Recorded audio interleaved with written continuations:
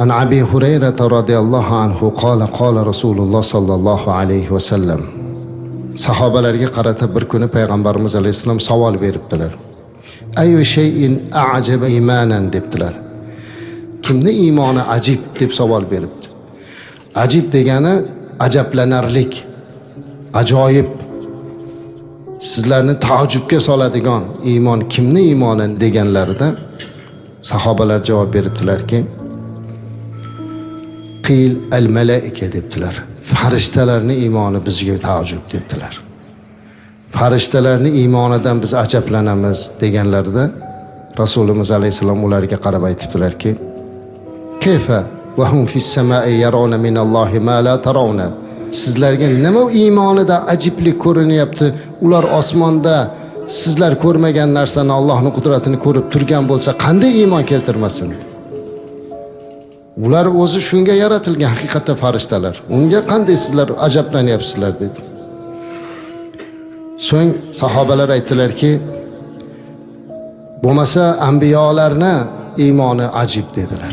Payg'ambarlarni iymoni ajib biz uchun deydilar. Rasulimiz alayhisalom aytdilarki, kayfa dedilar, qanday dedilar. Axir payg'ambarlarga Jibril alayhisalom vahiy olib kelib turgan bo'lsa-yu, bularni iymonidan nimasidan taajjublanyapsizlar? Nimasidan taajjublanasizlar? Sahobalar aytdilarki, Rasulimizni har bir gapiga hayron bo'lib ularga qarab, balkim bizni iymonimiz ajibdir dedilar. Sahobalarning iymoni ajibdir deb so'radilar. Shunda payg'ambarimiz alayhisolatu vassalam aytdilarki, ularga qarab, qanday sizlarda iymoninglar ajib bo'ladiki deb Allohning bir oyatini o'qib berdi.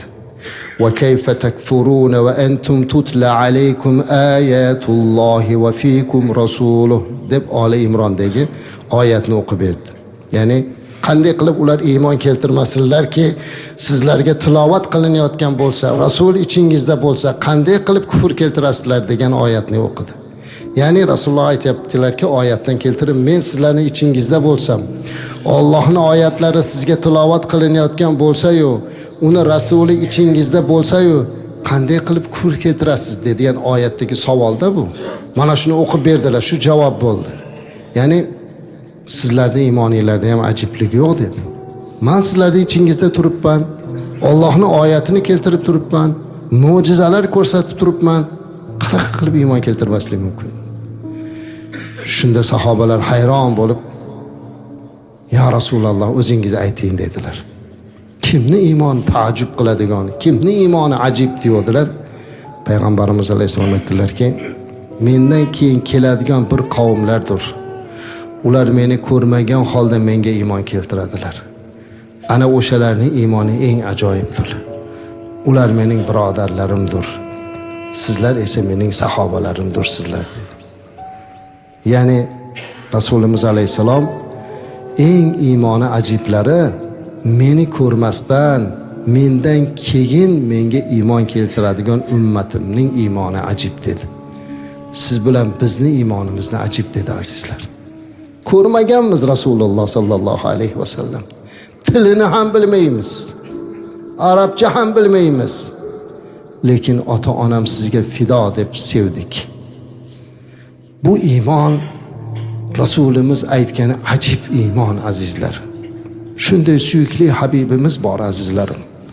Sizni sevgan, bizni sevgan Habibimiz bor azizlarim. Qiyomatda umidimiz bor azizlarim. Chunki biz Rasulullohning ummatimiz. O'tgan payg'ambarlar orzu qilgan zotning ummatimiz. Payg'ambar bo'lish o'rniga Muhammad alayhissalomning ummati bo'lganimda edi degan payg'ambarlar azizlar. Biz shu ummatmiz.